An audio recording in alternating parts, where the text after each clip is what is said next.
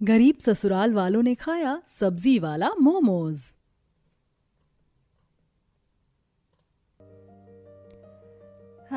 बहू, किस बला की गर्मी पड़ रही है इस साल। पंखा करते करते हाथ टूटे जा रहे हैं, लेकिन ये गर्मी है कि कम होने का नाम ही नहीं ले रही है। सही बोल रही हो माँ, सबकी जबान पर बस यही रट है कि इस साल की गर्मी सभी सालों से बेदर्द है। माँ, माँ, कहाँ हो माँ? अरे यही तो हूँ, अचानक से क्या हो गया? माँ, बाहर ना मोमोज वाला आया हुआ है, पता है सभी उससे मोमोज ले रहे हैं। बराबर वाले गोलू और मोना ने तो 100 रुपए के मोमोज लिए। माँ, हमें भी पैसे दे दो ना, हम भी मोमोज खाएंगे। पैसे?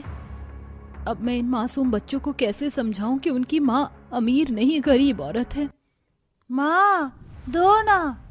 बेटा वो क्या है ना, ये रेडी वाले मोमोज अच्छे नहीं होते हैं। ये रेडी वाले भैया बड़ी ही गंदगी से इन्हें बनाते हैं। तुम दोनों समझ तो रहे हो ना। मैं तुम्हें फिर कभी साफ सुथरी जगह के मोमोज खिलवाऊंगी। माँ, आप हमेशा ऐसे ही बोलती हो। आपने कल वादा किया था कि आप आज हमें मोमोज जरूर खिलाओगी, लेकिन आपने आज भी वादा तोड़ दिया। बच्चों अपनी माँ से इस तरह से बात नहीं करते हैं, और माँ ने बोला है ना कि ये मोमोज अच्छे नहीं है तो बस इन्हें मत खाना। हम लोग तुम्हें अच्छी जगह से मोमोज खिलवाएंगे, इनकी जिद मत करो। हाँ बच्चों, ये मोमोज अच्छे नहीं हैं, हम ना तुम्हें अच्छे मोमोज खिलाएंगे। सभी की बात सुनकर बेचारे बच्चे बस चुप से रह गए और वो खामोशी से दोबारा बाहर खेलने को चले गए। ये कहानी है रवीना के गरीब ससुराल की, जहाँ रवीना अपने 2 बच्चों, पति, सास और ननद के साथ रहती थी। वो लोग गरीब थे और गरीबी और गर्मी की मार के साथ उनके दिन गुजर रहे थे। रवीना के बच्चों का मोमोज खाने का बड़ा मन करता था, लेकिन गरीबी की वजह से बेबस रवीना उन्हें कुछ नहीं खिला पाती थी। ऐसे ही सिलसिला जारी था और आज रवीना के बच्चे स्कूल से लौट रहे थे कि उन्हें रास्ते में रवीना की अमीर पड़ोसन दिव्या के बच्चे भी स्कूल से आते हुए ही दिखाई दिए। मोना, आज के रेस्टोरेंट के मोमोज कितने अच्छे थे ना। मैं तो जितना दिल किया उतनी बार मैंने खाए। सही बोल रहे हो भाई, आज के मोमोज और कल की रेडी के मोमोज दोनों ही बहुत अच्छे थे। ये गरीब मानसी और प्रवेश तो खा भी नहीं पाए। मोना, तो नहीं जानती है, हमारी मम्मा ने हमें बताया हुआ है कि रेडी के मोमोज गंदे होते हैं, इसलिए हम उन्हें नहीं खाते। कुछ समझ आया? तुम्हारी मम्मा ने बिल्कुल गलत बताया है। हमारी मम्मा ने बताया है कि तुम मोमोज क्यों नहीं लेते, क्योंकि तुम गरीब हो, तुम्हारे पास पैसे नहीं है मोमोज खाने के। मोना की बात सुनकर प्रवेश और मानसी दोनों बहन भाई बस चुप से रह गए। ऐसे ही जब तक घर नहीं आया, मानसी और प्रवेश को गोलू और मोना कुछ न कुछ सुनाते हुए ही आए। और घर आने के बाद, अरे मेरी छोटी सी राजकुमारी और राजकुमार का मुंह क्यों बन रहा है? मैडम ने कुछ कहा क्या? आप झूठी हो माँ, अब हमें पता चल गया है कि आप हमें मोमोज क्यों नहीं खिलाती हो। ऐसा नहीं है कि वो गंदे हैं, बल्कि हम गरीब हैं, इसलिए आप नहीं खिलाती हो ना। प्रवेश की बात सीधा रवीना के दिल पर लगी।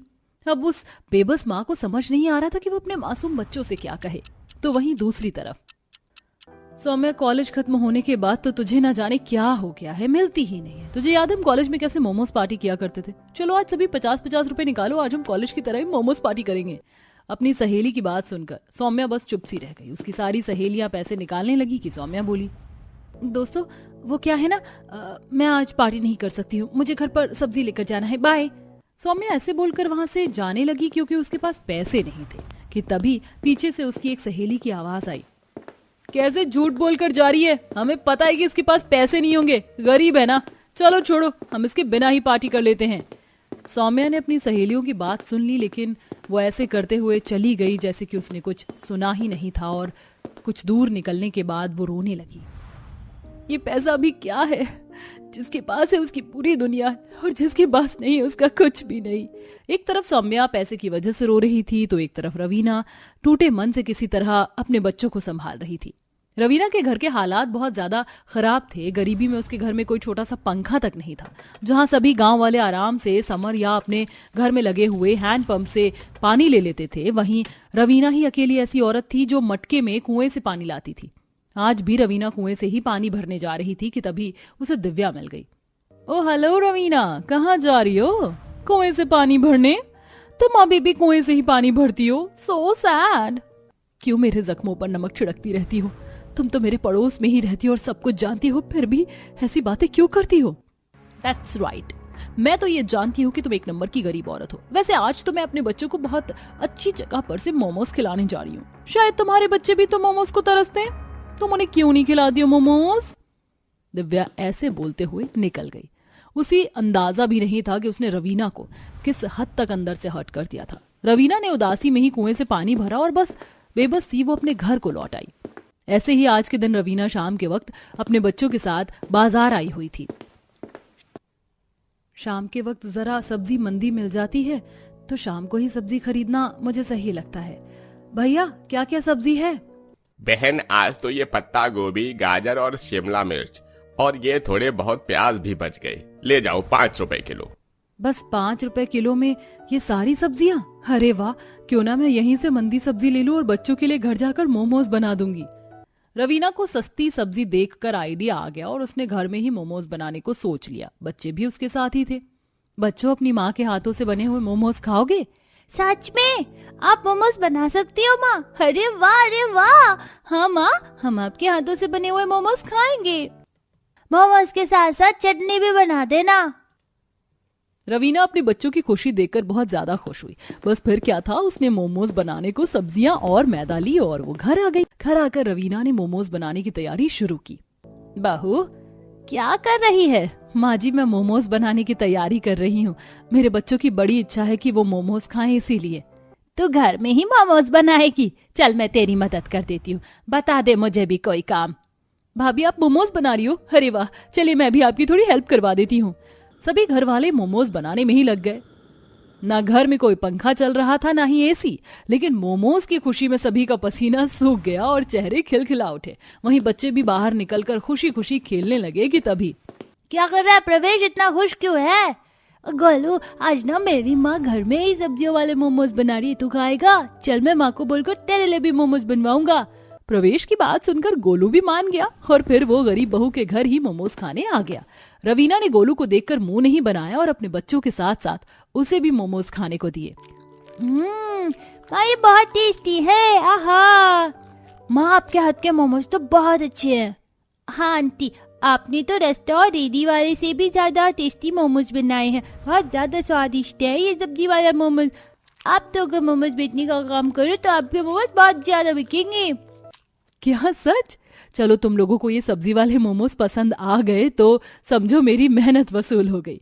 अब बस और क्या चाहिए? माँ जी लीजिए 1 प्लेट सब्जियों वाली मोमोज, आप भी खाइए। ला बहू दे। बहू ला जवाब, चटनी और सब्जी वाले मोमोज, वाह मजा आ गया। सत्या की बात सुनकर रवीना बहुत खुश हुई। उसने अपनी ननद और पति को भी मोमोज खिलाए जो सभी को बहुत ज्यादा पसंद आए। तुषार जी, मैं क्या सोच रही थी कि मोमोज आजकल सभी को पसंद ही होते हैं, तो क्यों ना मैं वेज मोमोज बेचना शुरू कर दूं। बस शुरुआत में काम शुरू करने को हमें पैसे ज्यादा चाहिए होंगे, बाकी तो फिर काम के जरिए ही होता रहेगा। रवीना की बात तुषार को भी समझ आ गई। उसने अपने गांव के जमींदार से पैसे उधार लिए और उसने रवीना का वेज मोमोज बेचने का काम शुरू करवा दिया। रवीना के हाथ के मोमोज सभी को काफी पसंद आए और उसका काम चल निकला, जिससे कि उसके घर के हालात बदल गए और अब रवीना के घर में भी खुशहाली हो गई थी। और सबसे अच्छी बात, अब उसके बच्चे भी रोजाना मोमोज खा पाते थे। माँ, आपकी बेटी का तो इस ससुराल में जीना ही मुश्किल हो गया है। अब से 1 महीने पहले जब मेरी आपसे बात हुई थी, मैं तब भी इस कटहल के पराठे बना रही थी और आज भी कटहल की सब्जी और पराठे बना रही हूँ। माँ, मेरे घर वाले शादी के बाद से बस मुझसे रोजाना कटहल और भिंडी ही बनवाते हैं।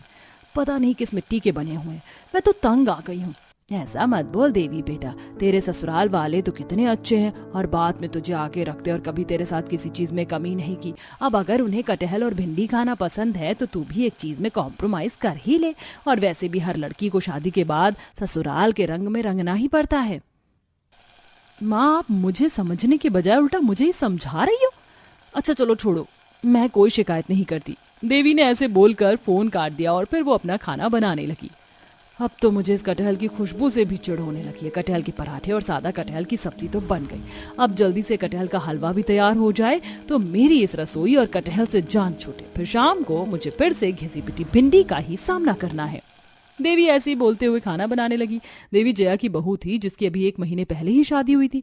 देवी के ससुराल में सभी भिंडी और कटहल खाने के शौकीन थे। वहां दिन के समय में कटहल और शाम के समय में भिंडी बनाई जाती थी, जिसकी वजह से देवी इस सब से तंग आ चुकी थी। कुछ ही देर में देवी का खाना बन गया, जिसमें उसने कटहल की सब्जी और कटहल के पराठे के साथ कटहल का ही हलवा बनाया और सभी उसे खाने को बैठ गए। वाह भाई वाह, भाई कटहल के पराठे तो कोई मेरी बहू से बनाना सीखे। वाह वाह वाह। बहू को आपकी बीवी ने बनाने सिखाए हैं, कभी हमारी भी तारीफ कर दिया करो। जया की बात पर सभी हंस दिए। सभी ऐसे ही बैठे हुए बातें कर रहे थे कि तभी युग देवी से बोला, अरे देवी, आओ, तुम क्यों खड़ी हुई हो? हमारे साथ ही बैठकर खाना खा लो ना। आप ही खाओ ये कटहल, मैं नहीं खाऊंगी। क्यों, क्या हुआ? क्यों मना कर रही हो? माँ जी, मैं तो इस कटहल की सब्जी और भिंडी से तंग आ गई हूँ, मेरा मन नहीं कर रहा है खाने का, आप ही लोग खाइए। देवी ऐसे बोलकर मुंह बनाते हुए अपने कमरे में चली गई। जब देखो बस कटहल भिंडी, मेरा तो जी भी अब उबने लगा है। आज तो जो भी हो, मैं तो खाना खाऊंगी नहीं।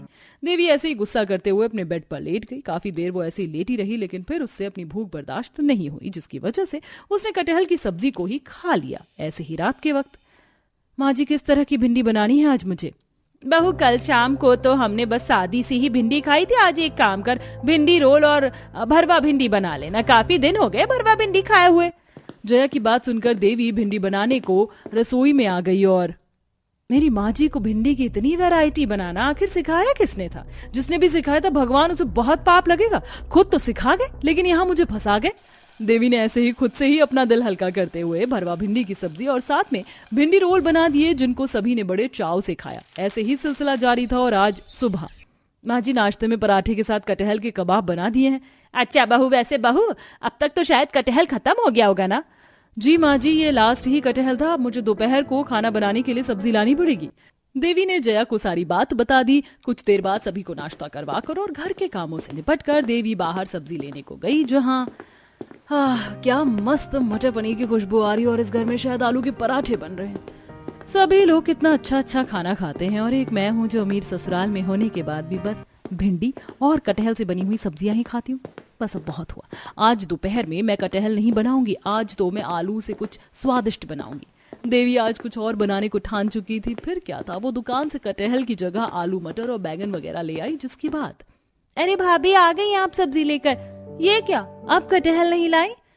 नहीं लाई, आज तो मैं आलू की सब्जी बनाऊंगी। क्यों नहीं लाई? और ये सब क्या है? माँ जी, ये आलू है और कुछ और सब्जियां हैं। आप लोग कुछ और भी तो ट्राई करके देखिए, अच्छा लगेगा। बिल्कुल भी नहीं। तेरी हिम्मत भी कैसे हुई मुझसे बिना पूछे कोई दूसरी सब्जी खरीदने की? जा यहाँ से और हाँ, कटहल ही लेकर आना। कटहल कटहल कटहल, जब देखो बस कटहल और भिंडी, इसी ने मेरा जीना हराम कर रखा है। ये सारी सब्जियां मंडी वाले के मुंह पर मारूंगी और कहूंगी कि मुझे कटहल दे दो। मेरे सन की घर वालों को बस कटहल और भिंडी, ये 2 सब्जियां ही दिखाई देती हैं। देवी ऐसे बोलकर गुस्से में सब्जी की पन्नी उठाकर वापस सब्जी मंडी पहुंची और वहां से आलू वगैरह की जगह कटहल और भिंडी ले आई। लीजिए, ले आई मैं आपकी कटहल और भिंडी। आज कटहल की बिरयानी और शाम को मरीन दही भिंडी और भिंडी कुरकुरी और भिंडी 65 बना लेना। ठीक है। देवी का जरा भी मन नहीं था, लेकिन उसने फिर भी भिंडी और कटहल ही अपने परिवार वालों के खाने में बनाया और उन्हें बना कर दिया। ऐसे ही सिलसिला जारी था और आज देवी की सहेलियां उसके घर आई हुई थी। देवी, ये भला किस तरह का नाश्ता? पका हुआ कच्चा कटहल, साथ में भिंडी चाट, भिंडी स्टर फ्राई, भिंडी पुलाव, कटहल का अचार और भिंडी का पराठा। इतनी मेहनत क्यों की? अब बस तुम लोगों को क्या ही बताऊं, मेरी जिंदगी में बस ये 2 ही सब्जियां हैं, तो सोचा आज तुम लोगों को भी खिला दूं। पता है, आज मैंने तुम दोनों को अपने दिल का हाल बताने को बुलाया है। मेरे घर वालों ने मुझे भिंडी और कटहल की डिशेस बनवा कर तंग किया हुआ है। देवी ऐसे ही अपनी सहेलियों से शिकायत करने लगी, जिसको सुनने के बाद उसकी सहेलियां भी बोली, देवी, हम तेरी बात को समझते हैं, लेकिन तुझे भी समझना चाहिए, तेरे ससुराल वाले इतने भी बुरे नहीं है। अगर उन्हें यही खाना पसंद है तो फिर इसमें तुझे एडजस्ट करना पड़ेगा। अब तो मेरी सास को देख, वो तो मुझसे सारा दिन काम करवाती, लेकिन बदले में मुझे एक अच्छाई नहीं देती। देवी की सहेलियों ने भी उसकी बात को समझने के बजाय उल्टा उसे ही समझा दिया, जिससे कि उसका भी मूड और खराब हो गया। जब वो लोग चले गए तब देवी मुंह बनाकर कमरे में बैठ गई कि तभी उसका पति युग उसके पास आया। क्या बात है देवी, क्यों उदास हो?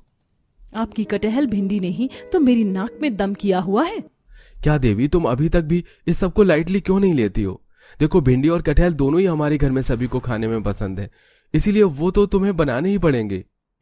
युग की बात सुनकर देवी का और मूड खराब हो गया। कभी कटहल का अचार तो कभी कटहल की कचौड़ी, यही सब देवी दिन में बनाती और शाम को वो भिंडी के आइटम्स बनाती थी, जिससे कि उसका दिल बहुत ज्यादा चिड़चिड़ा रहता था। ऐसे ही चलते चलते वक्त गुजर रहा था और आज भी देवी सब्जी लेकर ही लौट रही थी तो उसे उसकी एक पड़ोसन मिल गई। देवी, तुम्हारे घर में कुछ और नहीं खाया जाता है या तुम्हें बस यही बनाना आता है? वो औरत ऐसे ही देवी को चिढ़ाती हुई चली गई, जिसके बाद कैसे मेरे जख्मों पर नमक छिड़क गई। अभी बताती हूँ। आज तो जो भी हो, मैं ये सब्जियां नहीं बनाऊंगी। आज मैं बनाऊंगी शाही पनीर, साथ ही सोयाबीन की बिरयानी और पूरियां। देवी ने आज पड़ोसन के ललकारने पर कुछ और बनाने की ठान ली। बस फिर क्या था, उसने बाहर से बाहर ही सभी चीजों बनाने का सामान खरीदा और घर आकर उसने आज शाम के वक्त भिंडी की सब्जी ना बनाकर शाही पनीर, बिरयानी और पूरियां तल दी। जब कुछ देर बाद घर वाले खाना खाने को आए, भाभी भिंडी कहाँ है और ये सब क्या है? बताओ देवी। आज मैंने भिंडी नहीं बनाई। अरे, आपको कभी कुछ और? बस करो देवी। अरे तुम्हें कितनी बार बोला है कि दोपहर में कटहल और शाम को भिंडी हर हाल में बनने चाहिए, तो फिर तुम क्यों नहीं बनाती हो? क्यों मानू मैं? यही सब मैं आपसे भी पूछ सकती हूँ ना। अरे ऐसी भी क्या मजबूरी है जो बस ये 2 ही सब्जियां खाते हो? जानना चाहती हो तो फिर सुनो। हम हमेशा से इतने अमीर नहीं हैं। ये सिर पर छत विरासत की नहीं, खून पसीने की कमाई की है। एक वक्त ऐसा भी था जब हमारे पास कुछ भी नहीं था और उस दौर में हमने ये 2 सब्जियां खाकर ही गुजारा किया था। हम खेत से इन्हें चुरा कर लाते और तब हमारा पेट भरता था। जिस चीज की वजह से हम जिंदा रह पाए, हम उस चीज को छोड़ना नहीं चाहते हैं। समझ में आया देवी? युग की बात सुनकर देवी चुप सी हो गई। अब उसे एहसास हो रहा था कि कुछ चीजें इंसान की भावनाओं से जुड़ी होती हैं, इसीलिए उसने युग से और बाकी सबसे माफी मांग ली। मुझे माफ कर दीजिए, मैं ये सब नहीं जानती थी।